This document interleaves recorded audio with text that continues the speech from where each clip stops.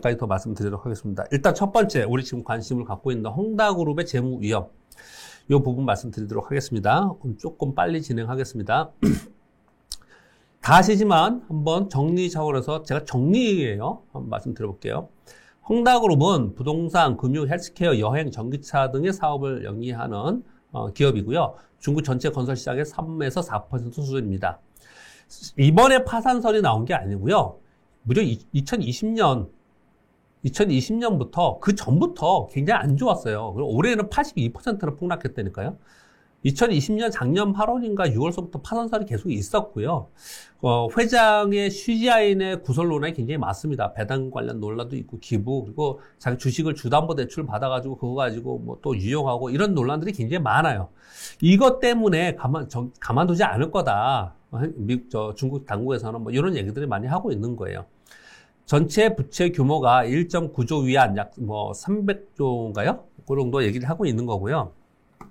9월 3일 날 이자가 8,350만 달러라고 보고 있고요. 그리고 30일 날 다시 이자 지급이 있고요. 헝다보다 작은 규모의 부동산 기업의 우려가 있고 연쇄 효과에 대해서 걱정을 하기 시작한 거예요. 자, 이거 많이 들으셨으니까 그냥 요 정도 하고 넘어갈게요. 자, 전망을 보면 우리나라가 이런 일을 2번이나 했습니다. 특히 IMF 외환위기 때 이런 일이 있었습니다. 중국은 사회주 국가이고, 그리고 우리보다 굉장히 덩치가 큰 국가이고, 글로벌 빅2고 뭐 이러지만, 사실은 가만히 생각해 보면은, 저는 이런 표현을 되게 즐겨 쓰는데, 사람들이 하는 짓이라서 그런 것 같아요. 그냥 거기서 거기에요, 보면은. 가만히 이번에 헝다그룹을 가만히 보면요. 이런 일이 발생이 된 거, 그리고 지금 중국이 어떻게 하고 있나 이런 걸 얘기를 가만히 생각을 해보면, 우리나라의 기업들을 잘 보세요. 우리나라 외환위기 때 또는 이렇게 우리나라가 어떤 재무 리스크가 생기면서 뭐 부채 리스크가 생겼던 외환 리스크가 생겼던 리스크가 생기면서 기업들이 무너질 때 보면은 제일 먼저 부실이 생기고 문제가 됐던 우리나라의 기업들이 어디였어요? 건설회사예요. 건설회사. 건설회사들이 다 문제가 됐단 말이에요. 건설회사가 두산건설 문제 때문에 두산그룹이 아직도 저렇게 헤매고 있는 거잖아요.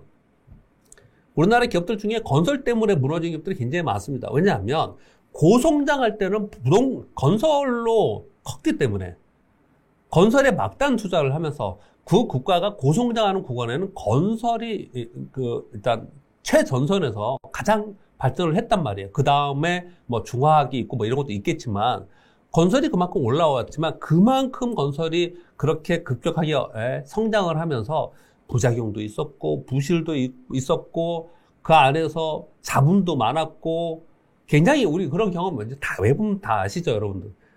그러면서 우리가 어떻게 했어요? 건설회사들을 하나 둘씩 구조조정하면서 퇴출시키고 그것들 끝내 갖고 있다가 이제 팔기도 하고 별 일들이 다 발생이 되잖아요. 이거 보면 헝다그룹을 건설사라고 보면 안 되겠지만 이거 똑같이 얘네들도 부동산을 시작해가지고 금융, 헬스케어, 여행, 전기차 이런 것도 문어발식으로 막 확장을 했단 말이에요. 그랬다가 지금 규제를 막 하다가 보니까 중국의 부동산 가격이 떨어지기 시작을 했단 말이에요.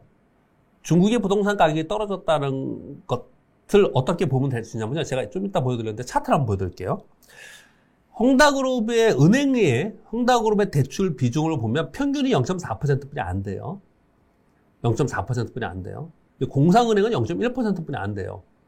그리고 금융기관 대출에서 부동산 개발 대출 비중이 과거 7.6%에서 지금 6.6%까지 떨어졌어요. 굉장히 많이 떨어졌어요. 2015년, 16년보다 더 아래로 떨어져 있는 상황이에요. 부동산 개발 대출이요. 그리고 그 다음 화면은요. 이 진한 파란색은 부동산 개발 대출 잔고고요. 옅은 파란색은 가계 대출의 모기지 잔고입니다. 보시면 2008년, 9년, 10년에 엄청나게 올라갔다가 15년, 10년에 엄청나게 올라갔다. 지금은 뭐예요? 거의 밑으로 그냥 막 하향하고 있죠. 이 얘기는 뭐냐면 두 가지를 시사합니다. 하나는 뭐냐면 이게 모기지 잔고가 계속 준다는 얘기고 그리고 대출이 안 해간다는 얘기는 부동산 시장이 안 좋다라는 거예요.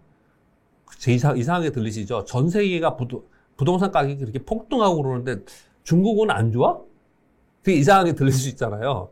근데 중국은 소위 일선도시라고 하는 데는 계속 올랐었어요. 그러다가 최근에 꺾이기 시작을 했고요. 나머지는 이미 다 꺾이기 시작을 했다라는 거예요, 이들은.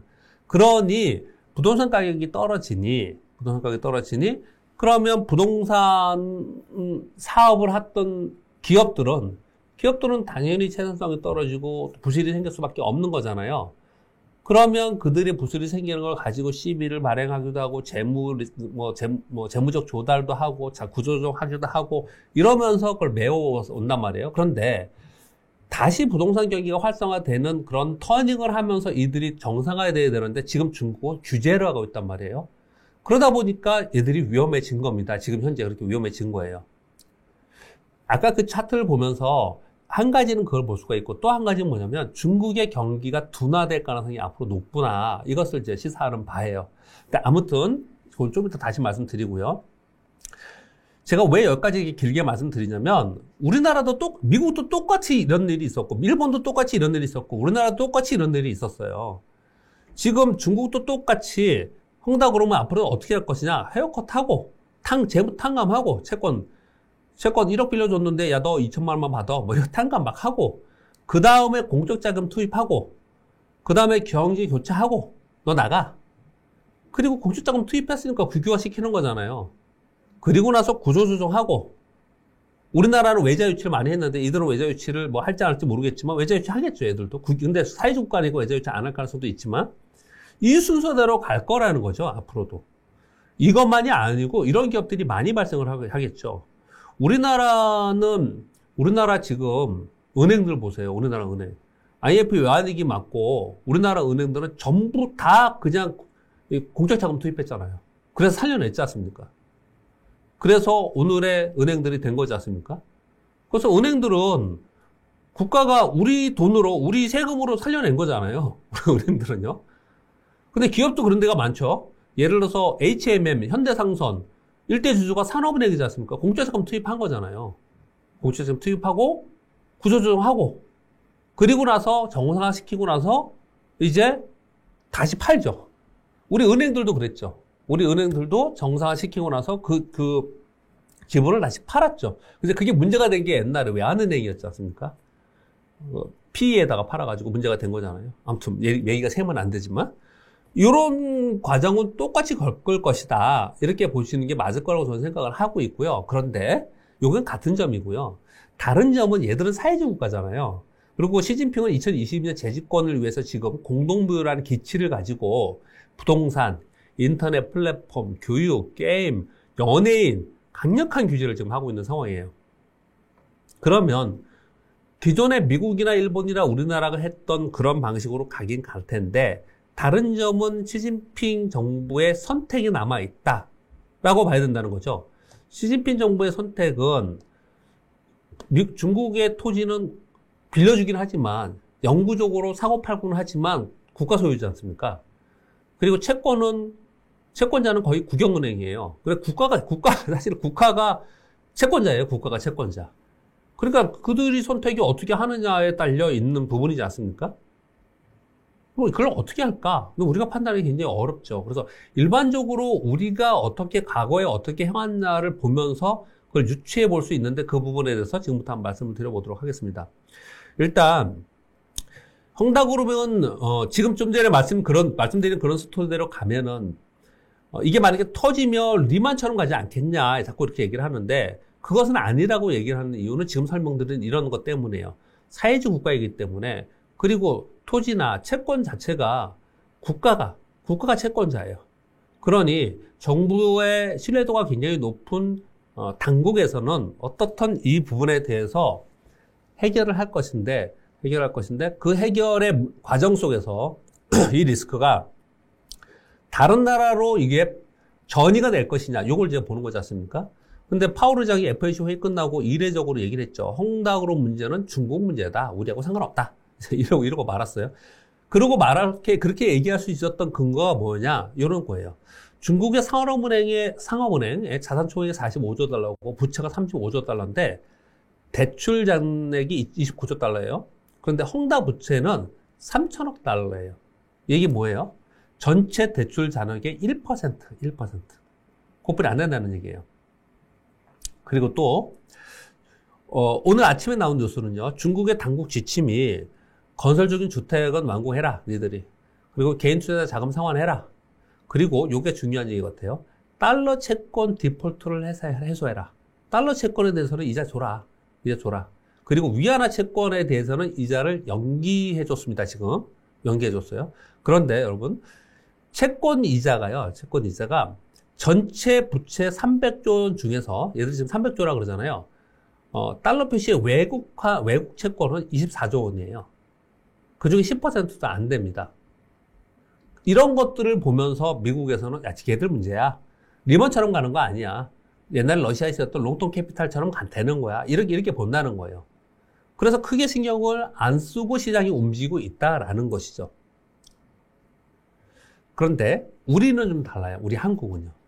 일단 지금 우리가 걱정을 하는 부분은 뭐냐면 향후 채권 이자 지급이 이번 달에 1억 3천억 달러, 1.3억 달러가 있고요. 30일에 한 번 더 지급일이 남았고 10월에 1.7억 달러, 11월에 8,250억 달러, 12월에 2.5억 달러. 이거 어디서 많이 들은 거 같지 않아요? 이런 얘기들이요. 지금 막으면 뭐예요? 10월에 가면 야, 홍대 요번에 이자 또 줄 수 있을까? 11월에 가면 또 줄 수 있을까? 12월 이러는 거거든요. 저는 이거 모르겠어요. 그냥 제가 얘기하다가 갑자기 생각이 났는데 브라질의 사태도 있었고 아르헨티나에도 그랬고요. 이렇게 매번 이자 지급을 해야 되는데 또 채권 만기가 돌아오는데 이걸 막을 수 있을까 없을까라고 걱정하는 기업 또는 국가는 디폴트 안 한 적이 없었던 것 같아요. 그렇게 가는 것 같아요. 그런데 중국 당국에서 스케줄 되어 있는 대로만 되면은 지금 말씀드린 대로 채권자가 당국이기 때문에 이거는 파급 효과 크지 않을 거라고 지금 자꾸 얘기를 하는 거예요. 근데 문제는 이런 거잖아요. 해외 금융사가 매입한 채권, 블랙록도 굉장히 많이 샀다고 하죠. 이게 얼마나 되느냐. 요것으로 인해서 만약에 이게 디폴트가 되면 그러면 중국의 채권을 산 해외 IB들이 문제가 되고 해외 IB들이 문제가 되면 연쇄 효과가 있어서 미국으로 또 문제되고 유럽도 문제되고 그러면 또 갑자기 글로벌리 문제가 되지 않겠냐. 이렇게 걱정을 많이 하는 거거든요. 그런데 외채는 전체 부채의 약 10%도 안 된다라고 지금 발표가 지금 되고 있고요. 그래서 지금 이제 중국 정책 당국에서는 홍다 니들이 자구책 마련해라. 자산 매각하고 재무 조달해갖고 너희들 일단 하는 데까지 해봐. 이렇게 지금 얘기를 해놨다는 거예요. 그래서 이걸 어떻게 해석하냐면 이거 디폴트 시키려고 하는 것보다 이렇게 얘기를 해석을 많이 하는데 그동안에 말씀드렸듯이 이런 상황을 우리 많이 금융권에 있는 사람들 많이 봐왔잖아요. 그걸 봐서는 야, 자산 매각하고 재무 조달하고 너네들 하는 데까지 해봐. 다 팔고. 그래 놓고 가벼워지면은 그 다음에 헤어컷하고 공채 조금 넣어가지고 가벼운 기업을 무거운 상태에서 만약 국가가 이거를 공채 조금 넣으면 이거 다 갚아줘야 되잖아요. 그렇게 안 하고 가벼운 상태로 아까 말씀드린 그 순서대로 진행을 하지 않을까라고 생각을 한다는 겁니다. 홍다그룹, 아까 화면 봤던 겁니다. 홍다그룹의 대출 비중은 전체 0.4%다. 그리고 부동산 개발과 모기지 잔고가 계속 줄어들고 있다. 이런 것들을 봐서는, 우리는 그러면 어떻게 대응해야 되느냐? 결론 내겠습니다. 이번 노이즈로 인한 투자 전략의 아이디어는 앞서 세 개의 그림을 보듯이 2022년 시진핑 재집권 정책 이슈 이전까지는 중국은 디레버리징을 계속 하실 거고, 그리고 규제를 계속 할 것 같다. 지금 상황은 그렇죠. 뉴스 여러분 보셨죠? 공동부유라는 기치를 지금 들고 나섰는데 이거는 성장보다는 분배에 초점을 두고 있고 자본의 비생산적 배분으로 인한 양극화 해소를 하겠다라는 거예요. 따라서 고성장 기대는 어려워졌습니다. 당분간 중국의 고성장 기대는 어려워졌어요. 이거 제가 말씀을 자주 드렸습니다. 미국하고 중국이 있는데 어느 한쪽이라도 성장을 둘이 같이 가야 되는데 어느 한쪽이 헤매. 그러면 글로벌 전체의 경기를 보면은 고성장하기 굉장히 힘들지 않겠냐라는 거예요. 우리가 생각하는 그런 성장을 하지 못하지 않겠냐는 거예요. 제가 이걸 올해 초부터 계속 얘기를 하고 있는데 그래서 저는 미국이 정말 금리 인상을 그렇게 강력하게 할 수 있을까? 가보자. 제가 보수적으로 얘기할 땐 그렇고 좀 심하게 얘기할 때는 그냥 이런 공중파나 이런 데가 아니고 그냥 오프라인으로 이렇게 얘기할 때는 난 무조건 못할 것 같습니다. 이렇게까지 얘기를 하는 것은 그동안에 있었던 저성장 국면에서 팬데믹으로 해서 돈 망쳐 뿌렸다고 정말 고성장으로 갈 수 있느냐도 지금 의구심인데 양대 축에서 중국이 고성장을 지금 아예 포기하고 양극화해서 배분으로 가고 있다고 얘기를 하고 있단 말이에요. 이 상태에서 미국 혼자 끌고 갈 수 있겠느냐. 중국이 세계의 공장이라 그러고 세계의 소비라 그러면서 막 움직일 때는 전 세계가 좋았어요, 경기가. 근데 그것을 지금 하지 않겠다라고 하는 그런 과정 속에서 그러면 중국이 이런 상황이 되면 유럽도 그렇게 좋지 않을 거고 미국 혼자 끌고 갈 수 있겠냐? 쉽지 않을 것이라고 생각을 한다는 거죠. 그래서 긴축도 내년에 가보자라는 얘기를 저는 늘 하고 있습니다. 이건 좀 이따래요. 뭐 이미 말씀을 드린 것이고요. 일단 고성장 기대가 어렵고 각종 규제로 인한 노이즈에 주의할 필요가 있다라고 생각합니다. 그래서 저는 사람들이 이렇게 얘기를 합니다. 중국 내 이슈로 인해서 관련 섹터들을 조심하자. 그러면서 부동산 관련된 기계, 조선, 건설 등 산업재. 그리고 좀 전에 보셨다시피 부동산 경기가 위축이 되면 중국의 경기 위축이 될 건데 그러면 중국의 소비 섹터에 영향을 받는 호텔 레저, 화장품, 의류들은 좀 좋지 않을 수 있으니까 좀 피하자. 이런 얘기를 많이 하거든요. 근데 저는 이런 게 중요하지 않고요. 중국이 불확실성이 확대가 되면 환율이 영향을 받는 게 굉장히 중요하다고 생각합니다. 계속해서 이 부분을 말씀드리고 있고요. 그래서 우리 원화환율이 1,200원을 상향 돌파하기 시작하면 우리 시장은 3,050포인트, 3,100포인트, 3,000포인트 여기를 다시 또 가면서 걱정하기 시작을 해야 돼요. 그래서 안 갔으면 좋겠습니다. 오늘 걱정을 지금은 아직까지 걱정을 안 하잖아요. 근데 여기 되면 이제 걱정을 해야 되거든요. 그러면 또 제가 여러분께도 시황 얘기하면서 걱정스럽게 설명을 드려야 되는데 지금 현재 거기까지는 아니고 저는 그렇게까지 가지 않을 거라고 현재 보고 있습니다.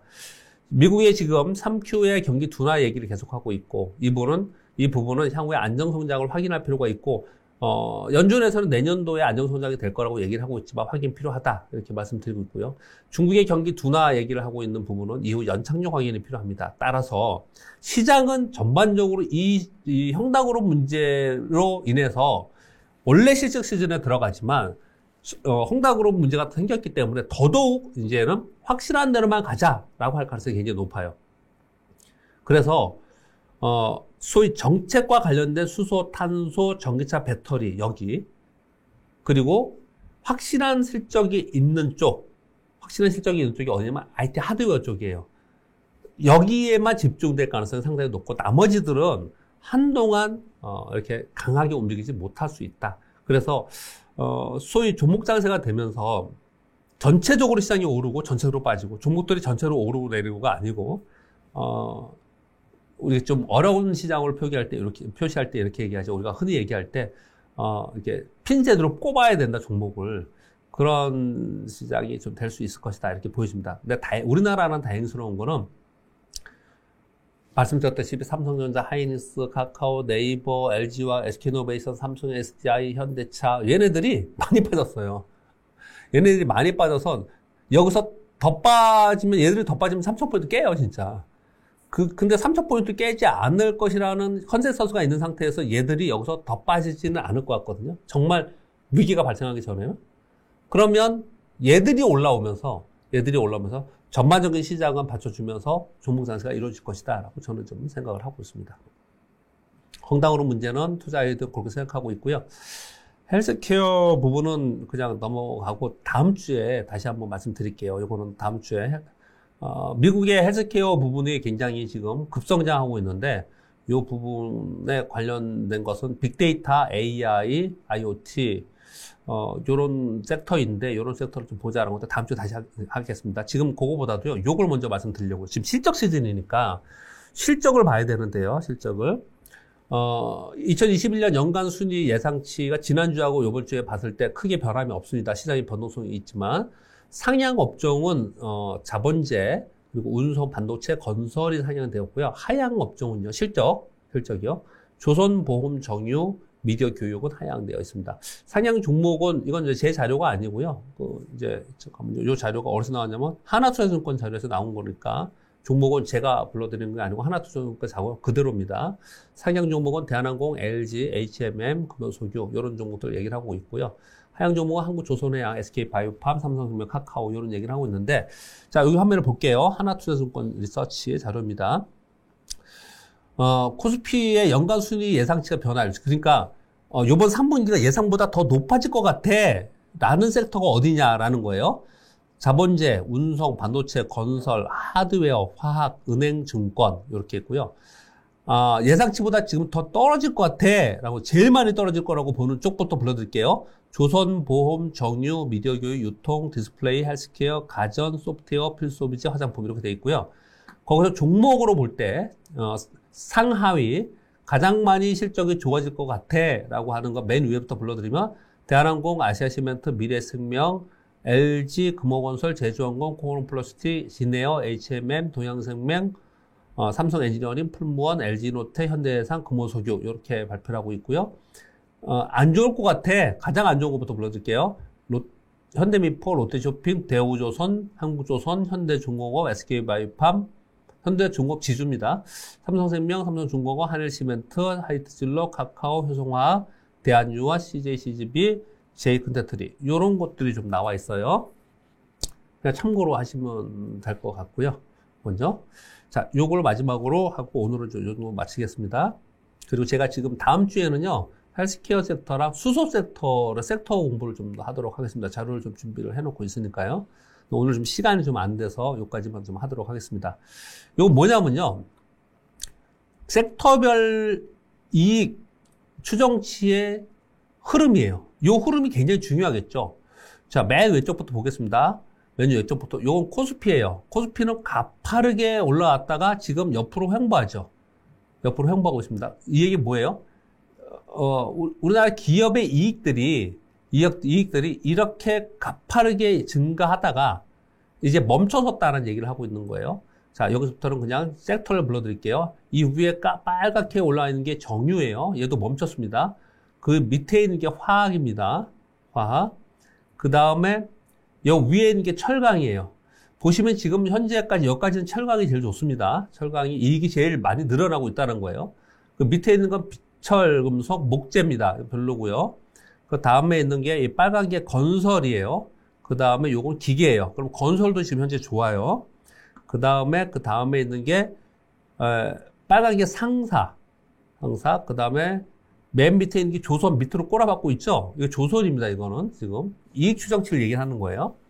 그 다음에 이 빨간색은 자동차. 그 위에 있는 거는 이건 화장품. 이 밑으로 움직이고 있는 건 호텔 레저이고요. 그 다음에 이 빨간색은 미디어. 그 위에 있는 건 유통. 유통은 좋죠, 지금.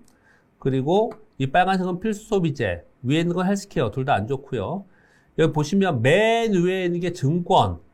그 다음에 보험, 밑에 있는 게 은행이에요. 보험은 증권이 제일 좋죠. 그 다음에 여기에 보면 빨간색이 굉장히 가파르게 좋죠. 이게 IT 하드웨어입니다. 장비주들. 얘 대규모 투자를 하고 있기 때문에 장비가 좋다는 거 우리 알고 있죠. 계속해서 저도 말씀드리고 있고요. 그 다음에 가운데 있는 게 반도체 멈췄습니다.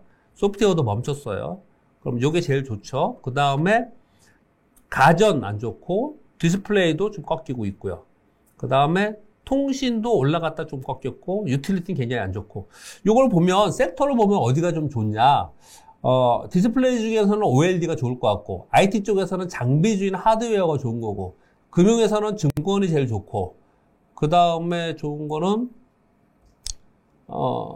여기는 계속 안 좋고, 여기에 상사가 괜찮고, 그 다음에 건설이 좋고, 그 다음에 철강이 좋고, 이 정도래요. 그럼 이제 그런 섹터에서 봐야겠죠. 이번에 실적이 그렇게 좋게 나오는 거예요. 그런데 이런 표를 보면은 항상 제가 실전 투자할 때 느끼는 건데 어떤 느낌이냐면요.